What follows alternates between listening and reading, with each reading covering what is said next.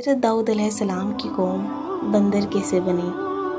حضرت داؤد علیہ السلام کے زمانے میں سمندر کے کنارے ایک بستی میں بنی اسرائیل کے 70,000 لوگ رہا کرتے تھے۔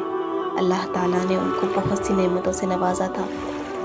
وہ اس سمندر سے مچھلی کا شکار کیا کرتے تھے، لیکن اللہ تعالیٰ نے ان کے لیے ایک حکم صادر کیا اور اپنے نبی حضرت داؤد سے فرمایا کہ ان لوگوں سے کہہ دیں کہ اتوار سے لے کے جمعے تک خوب شکار کیا کریں، لیکن ہفتے کے دن یہ مچھلی کا شکار نہ کیا کریں۔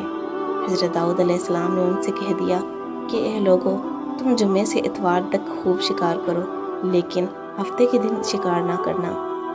ان لوگوں نے ایسا ہی کرنا شروع کر دیا، لیکن شیطان نے ان لوگوں کو ورغلانا شروع کر دیا۔ باقی دنوں کی نسبت ہفتے کے دن سمندر میں زیادہ مچھلیاں نظر آتی تھی، تو شیطان نے انہیں ورغلایا تو کچھ لوگ ہفتے کے دن سمندر میں جال ڈال لیتے اور کسی اور دن جس میں انہیں شکار کرنے کی اجازت تھی وہ جال سمندر سے نکال لیتے اور کہتے یہ شکار ہفتے کا تو نہیں ہوا۔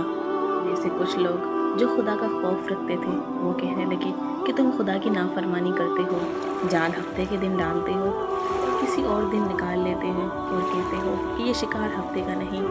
اللہ تعالیٰ عنقریب تم پر عذاب نازل کرے گا۔